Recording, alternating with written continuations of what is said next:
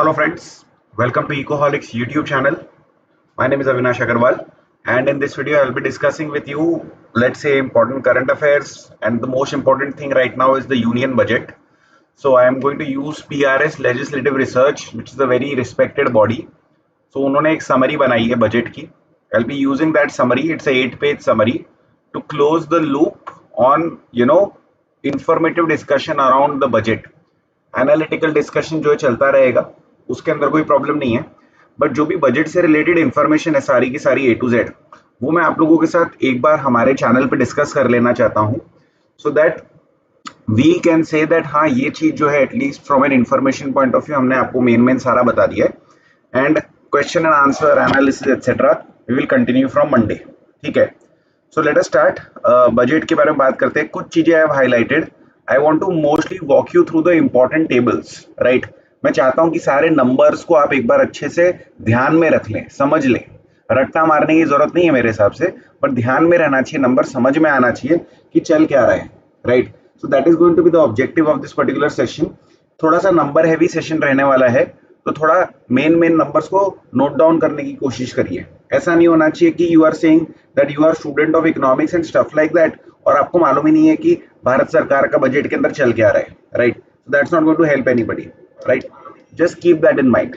ठीक है, चलिए. सो देखिए, द एक्सपेंडिचर कुल मिलाकर जो है, this is the most important number, right?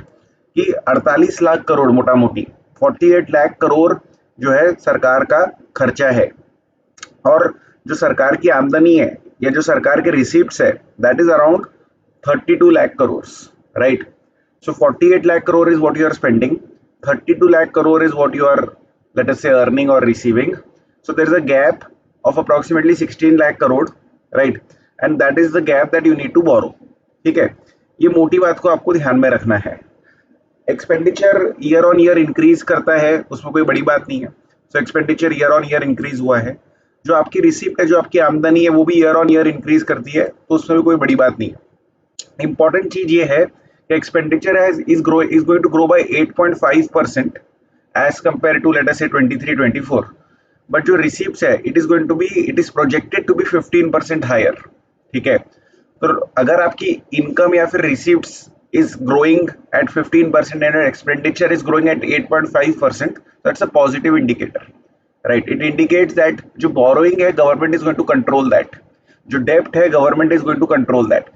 So that is a positive thing that is about this particular government. ठीक है, we will be talking about deficit etc etc. Okay, let us look at certain proposals regarding taxation. ठीक है, काफी important चीजों के बारे में बात करेंगे, सब कुछ बात करूंगा, but let us talk about the table. Okay, now let us say that you are appearing for a very information heavy examination, right? जिसके अंदर बहुत रटे रटाए सवाल पूछे जाते हैं. So this particular table becomes a slightly important table for you. ठीक है, what is this table showing? That as per the new tax regime, तो न्यू टैक्स regime के अंदर क्या क्या चेंज करे गए हैं. जैसे for example up to 3 lakhs earlier taxation was nil, same is the case now. 3 to 6 lakhs tax rate was 5%, now for 3 to 7 lakhs it is 5%. 6 to 9 lakhs पे it was 10%, now 7 to 10 lakhs के ऊपर 10% and so on. ठीक है, नीचे वाला अभी भी same है कि 20% एंड 30% के ऊपर देयर इज नो चेंज. तो चेंज कहाँ करा गया है? चेंज केवल यहाँ पर 5, 10, 15% के ऊपर चेंज करा गया है, उसके आगे कोई चेंज नहीं है. ठीक है, why is this change done and what does this change indicate? So this change indicates that जो सैलरीड मिडिल क्लास है, सो कॉल्ड, उनको we want to give some relief. We don't want to give any kind of income tax related relief to the upper middle class or the upper class, so to speak, right? जो exemption है वो exemption है. so salaried middle class को is what we are trying to help out. तो उसके लिए हमने दो चीजें करी है. Standard deduction for salaried individuals and pensioners को भी इंक्रीज करा है. so your tax liability will go down because of that. on paper, if I ask my CA friends क्या हुआ है, तो they sometimes say jokingly कि मामू बनाया है, right? But on paper, from let's say an exam point of view, standard deduction for salaried individuals and pensioners को reduce करा है, and salaried middle class के लिए जो है benefit करके दिया है. ठीक है, so these are the major changes. बाकी I am not going to discuss changes in capital gains tax because if you see my last couple of discussions, so I have talked a lot about it. तो उसके बारे में कुछ ज़्यादा बात करने का मतलब नहीं है, ठीक है। Apart from that, your securities transaction tax has been increased, right? So if let us say now you are participating in the stock market, right? You are doing futures and options trading, etc. So now you will have to pay a securities transaction tax. There has been a lot of discussion on variety of platforms that a lot of Indian youth, they are involved in futures and options trading and they are incurring losses and stuff like that. So government thought that let's try to do something from our end to discourage this behavior. So the government has imposed a tax, securities transaction tax on futures and options trading. I don't know honestly, by imposing this tax what will happen, whether there will be a deterrence or not, but the tax has been implemented, right? We are planning to also reduce TDS from 5% to 2% for insurance commission, payment of life insurance policy, rent payment, payment of commission or brokerages, right? We are also going to reduce TDS. So it's a very operational point. You can leave this. Okay. Another important excuse me. Another important step is the direct tax Vivad se Vishwas scheme. The idea being that a lot of taxation related disputes and a lot of taxation related cases are pending in a variety of courts in India. So the idea over here is that we want to settle these tax related disputes, right? We want to show some leniency whether it comes to interest payment or penalty payment, etc., and finish off the matter once and for all.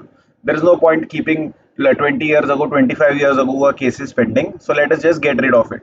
Okay.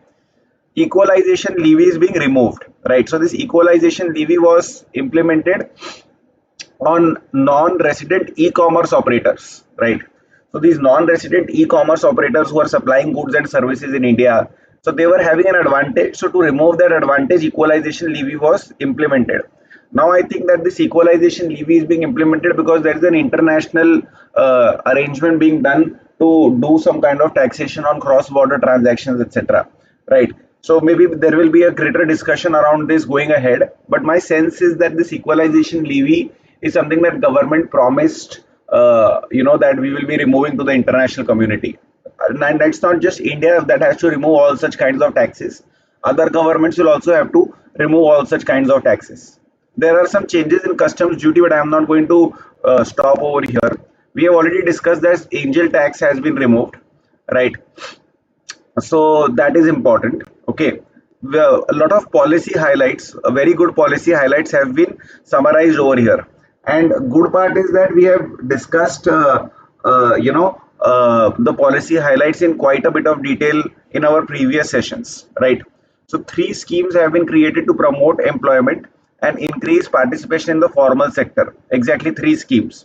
We have discussed this. First scheme will provide 15,000 rupees to first time employees who are registering with EPFO, right? Apart from that, incentive will also be given to employees and employers जब वो EPFO contribution करेंगे. And if you are an employer and if you are, let us say, creating a formal job, then you will get 3,000 rupees per month for 2 years, right, for your EPFO contribution. So this is your employment based incentive scheme that we have spoken about. ठीक है. उसके अलावा skilling के लिए lot of things have been done, right? So we want to upskill 20 lakh youth over 5 years. So जो आपके industrial training institutes है, 1,000 industrial training institutes, they will be upgraded. We are also going to provide internship opportunities, right, for our youth. We are also going to provide a monthly allowance, right, as well as a one-time assistance, right? And apart from that, the cost of training, cost of internship, right? So 10% of the cost of internship, right, the training cost, etc., can be coming from the CSR funds of the company. So these are very information heavy pointers, right? But any good candidate, when we are talking about skill development or job creation or unemployment, whether in UPSC, optional, general studies, Indian economic service, anywhere, so you need to give exact steps that have been taken. You cannot give roundabout steps. So this is the minimum quantity of content that should stick in your brain. Minimum quantity of content that you should have. Okay. So some states have been provided assistance. There is nothing new over here. Speaking about MSMEs, so credit guarantee scheme has been announced for manufacturing sector MSMEs, right? So if you want to purchase machinery equipment and you don't have collateral or guarantee, then this scheme will be helpful for you.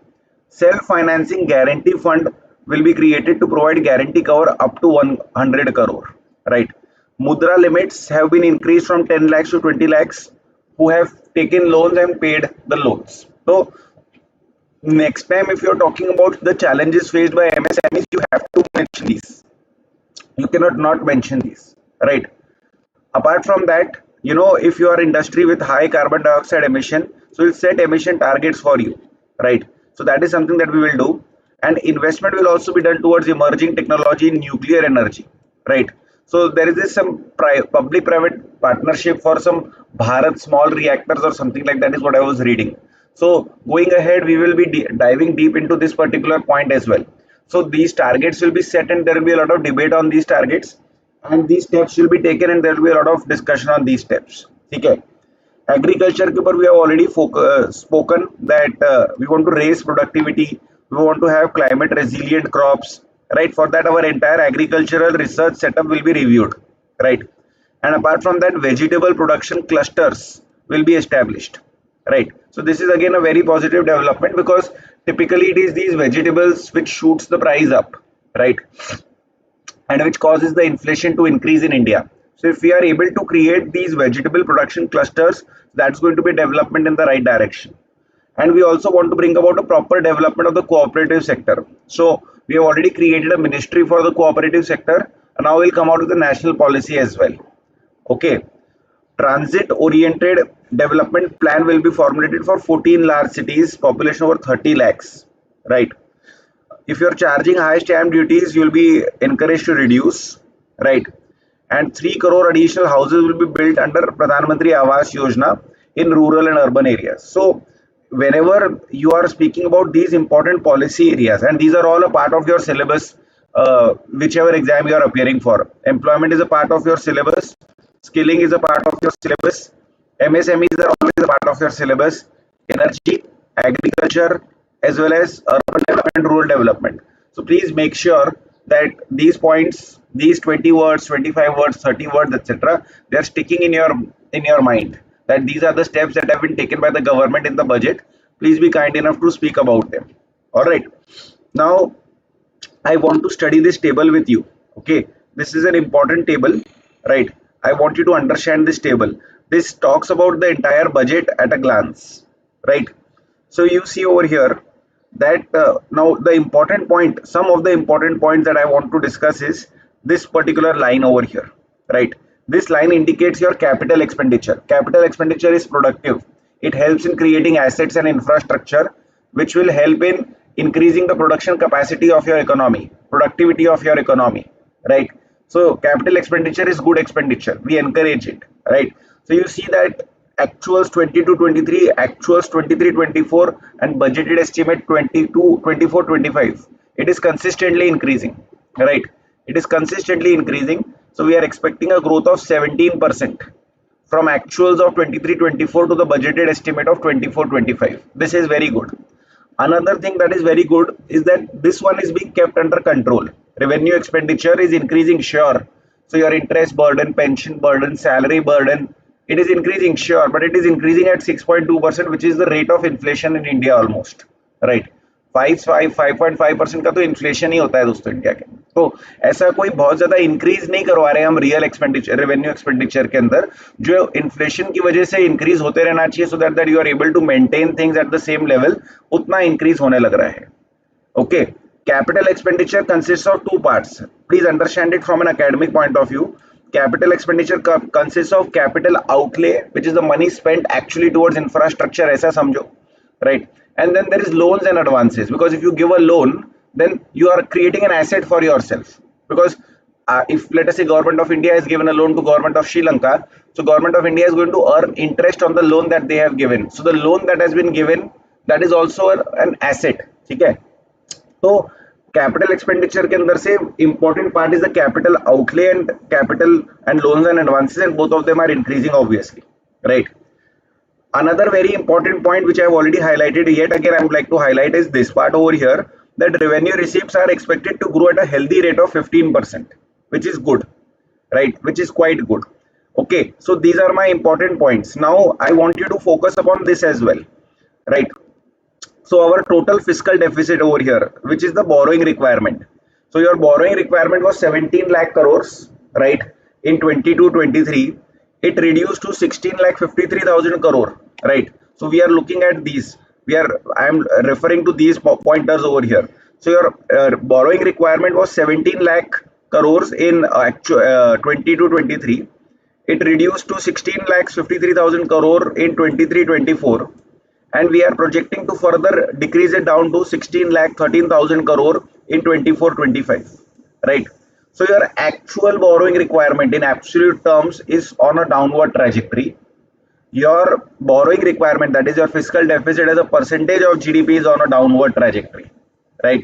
So this is something which is very, very important. Whenever you are talking about the fiscal management of the government, you have to lay emphasis upon these three particular roles over here. You have to talk about these three particular roles over here whenever you are talking about fiscal management of the government. Okay. So revenue deficit, right, is on a downward trajectory, which is good. Revenue deficit is a waste, right? If you're running a deficit for revenue purposes, that means that you are doing credit card spending on purchasing consumable items, which are not going to help you in any which ways going ahead in a productive manner. Okay. So revenue deficit is waste. उसको हम लोग कम कर रहे हैं. It was around 10 lakh crores. So that was the COVID year. So वो understandable है, right? That decreased to 7 lakh 65,000 crore. That decreased to 5 lakh 80,000 crore. So ऐसे करके we are headed in the right direction, right? We will be getting an opportunity to speak a little bit about this. So I'll not stop over here. I'll push things ahead. Okay. Now this particular graph over here, it is telling you the story of disinvestment. It's a sorry story, right? Disinvestment in India is a sorry story. Why do I say that disinvestment in India is a sorry story? You can see that the estimated amount is over here larger than actual. Estimated is larger than actual. So what we promise in the budget, we never achieve. We promised more, achieved less. More, less. Promised more, achieved less, right? Only 17-18 and 18-19 were outlier years. 17-18 के अंदर we achieved more than we promised. 18-19 के अंदर भी we achieved more than we promised, right? So these are outlier years, right? Otherwise it's a sorry state of affairs, right? I hope that you are understanding. Okay. So the disinvestment targets are around 50,000 crore that has been set, right?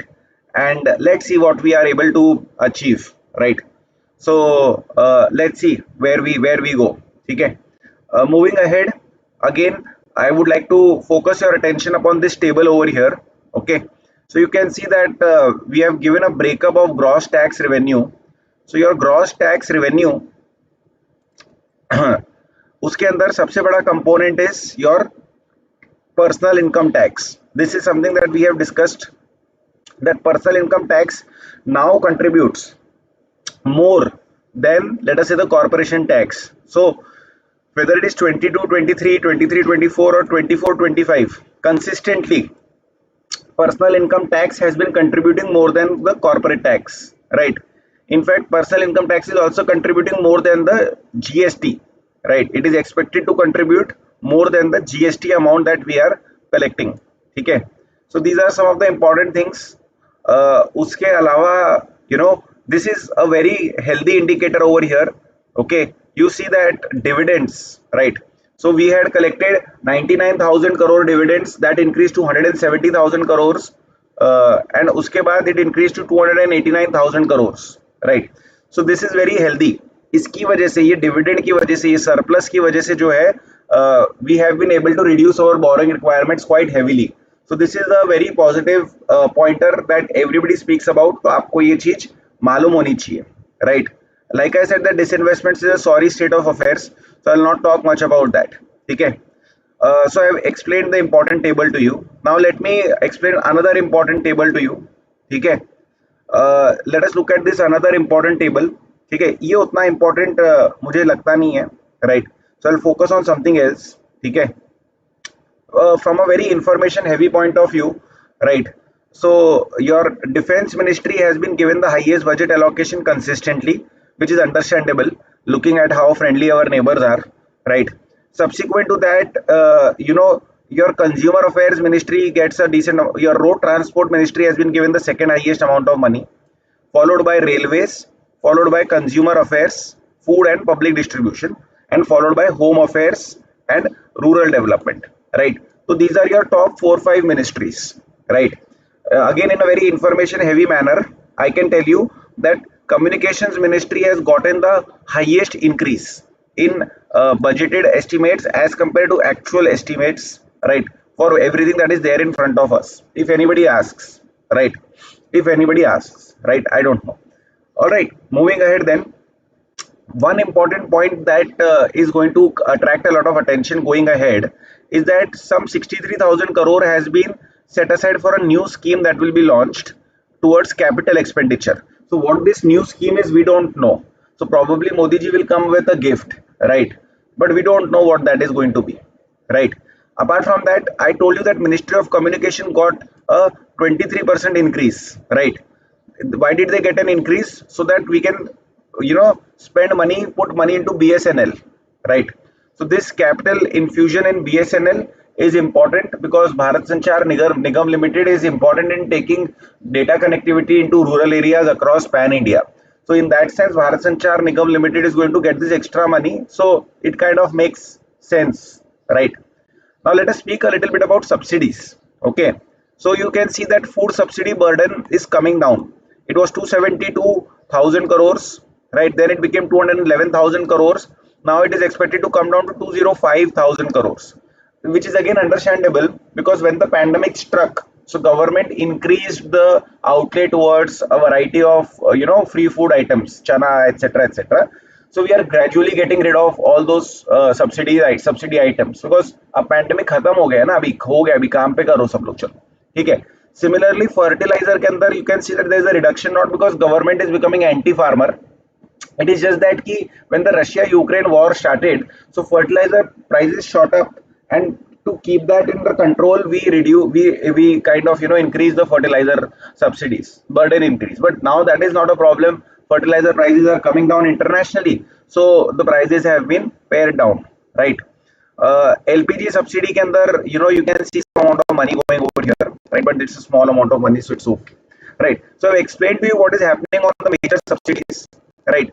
ये जो LPG subsidies का जो funding है, इसको utilise करा जाता है to purchase stocks of pulses, onions and potatoes. So this money is not being wasted on LPG subsidy, technically speaking. This money is also being utilized appropriately. ठीक है? Speaking about the flagship schemes of the government, so in some exams, examiner has this tendency to ask you question on allocation towards various schemes, right? In which students are forced to rectify a lot of things. Okay, so important point is that Manrega has received the highest amount of allocation amongst all schemes, right? Which is 86,000 crore, but it is exactly same as last year. It has not been increased, right? Why it has not been increased? We have already discussed that monsoon is expected to be normal. So typically when monsoon is normal, Manrega related demand is under control. Then another very important scheme is your Kisan, PM Kisan scheme, which has not gotten any increase. 60,000 crore is 60,000 crore so far, right? Then so your important schemes are in terms of allocation: Manrega, Pradhan Mantri Awas, Jal Jeevan Mission, that is National Rural Drinking Water Mission, Samagra Shiksha, and National Health Mission. These are your important 4, 5, 6 heaviest expenditure items, right? If you see the items which has gotten the most increase, so Pradhan Mantri Awas Yojana has gotten the most increase. This will create a lot of jobs in both rural and urban areas because building home is an intensive exercise, labor intensive exercise, right? Pradhan Mantri Krishi Sinchai Yojana has gotten a big increase, so irrigation is being given a boost, right? Your Swachh Bharat mission is getting a boost, right? Pradhan Mantri Poshan Shakti Nirman is getting a big boost, right? One thing that became important for me, which I wanted to highlight, is that all the rural oriented and farmer oriented schemes, so whether it is Pradhan Mantri Awas Yojana, right, or whether it is your Pradhan Mantri Krishi Sinchai Yojana, right, or whether it is your Pradhan Mantri Gram Sadak Yojana, right, or whether it is your interest subvention scheme, right? So these schemes have gotten a decent amount of boost right over here. Okay, so I have given this download to you, so this part is done. Speaking about scheduled caste, scheduled tribe and northeastern region, right? So you can see that welfare of women के ऊपर there is a decent increase. So if your total expenditure is increasing by, let us say, 7 to 8% revenue expenditure, but welfare of women के लिए your expenditure is increasing by 19%, that is very good. It indicates the priority of the government, right? So this is also a step in the right direction. So welfare of women, children, scheduled caste, scheduled tribe, northeastern region, there is an increase in all of these areas, right? So we are talking about welfare of women across all the ministries, welfare of children across all the ministries, right? So this is good. Okay, allocation for welfare of women increase इसलिए भी हुआ है because प्रधानमंत्री आवास योजना में ज्यादा पैसे डाल रहे हैं, right? आवास योजना के अंदर जो female head of the family है वो को ओनर ऑफ द हाउस है, राइट? सो घर ज्यादा बनवाएंगे, को ओनर ऑफ द हाउस को बेनिफिट जा रहा है, इसीलिए वेलफेयर ऑफ वुमेन का जो नंबर है वो काफी इंक्रीज हुआ है. So that's a technical point that you have to keep in mind. ठीक है. उसके बाद वेलफेयर ऑफ चिल्ड्रन के अंदर एलोकेशन इसलिए बढ़ा है because of higher allocation towards school education. Okay, keep that in mind. This is about physical responsibility and budget management. हमने ऑलरेडी डिस्कस कर लिए थे ये numbers, right? To somebody who is very new to economics, the definition of fiscal deficit is here, definition of revenue deficit is here, and definition of primary deficit is here. What is fiscal deficit? It is the borrowing of the government, right? So borrowing क्यों कर रहे हैं? Because expenditure is greater than revenue. What is revenue deficit? It is revenue expenditure minus revenue receipts, right? Like I have explained that this deficit is not going to provide you future returns. This is your recurring expense, interest, pension, salary, subsidy. This is recurring expenditure. इससे future में आपको कोई benefit नहीं मिलेगा, right? So we have been trying to reduce this revenue deficit. Okay, and what is primary deficit? That from fiscal deficit you reduce interest payment का burden, and then whatever is your borrowing requirement that becomes primary deficit. I will repeat myself only once, that fiscal deficit में से you reduce interest payment का burden, and then whatever is your borrowing requirement that is your primary deficit, right? So primary deficit indicates the current requirement in terms of कि अभी हमारा जो ये है expenditure है as of now. Forget interest payment, forget what happened in the past, forget 75 years of mismanagement of the country or whatever you want to call it, right? So if you look at the primary deficit, that it will tell you कि आज के दिन सरकार का expenditure is how much greater than the सरकार का income. So that is 1.4%. That is what the interpretation of primary deficit is. If there is any doubt, please ask. Okay. So this particular table is clear to you. The description over here is clear to you, right? This is showing you the performance of budgeted versus actuals. This is not a sorry state of affairs like fiscal deficit, right? So you can see over here that fiscal deficit is lower than what we thought it will be. It is lower than what we thought it would be, right? In the last 2-3 years at least. So that's a step in the right direction. Similarly, revenue deficit has been lower than what we had estimated it to be in a couple of years. This is also a step in the right direction, right? So outstanding liabilities, that is also on a declining trend, right? Because government of India is reducing the debt burden, right? So they have declined from 51% to 48%, right? उसके बाद Covid के दौरान increase हुआ है. That's a separate matter, right? Interest payment as a percentage of revenue receipts. Revenue receipt is your, let's say, income. Interest payment is interest payment. So that has increased from 37% to 42%, right? But it is expected to be 37% again in 24-25. So we are trying to bring it down on the right path over here. Okay, so that's the broad idea. So इसमें कोई बहुत ज्यादा deterioration नहीं हो रहा है, right? और इसके अंदर आउटस्टैंडिंग लायबिलिटी के अंदर भी डिटेरियोरेशन नहीं हो रहा है. 60%, 50% etc. kind of outstanding liability as a percentage of GDP is something that can be easily managed by government of India, right? So this is the entire document, guys. It was, I'm very sure, a very rapid fire kind of a discussion.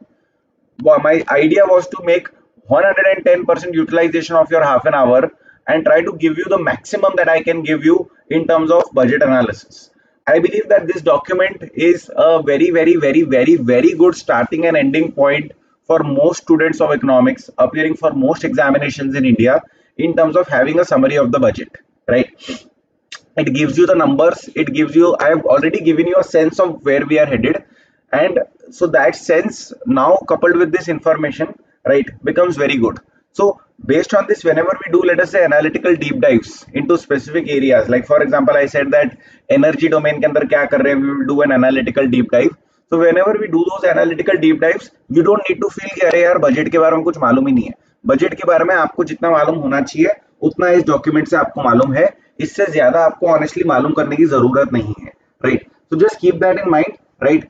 And I hope that you have enjoyed this discussion and you will come back again for the next. So we'll meet again. Until then, thank you so much. Bye bye. Take care and jai hind to all of you guys. Thank you.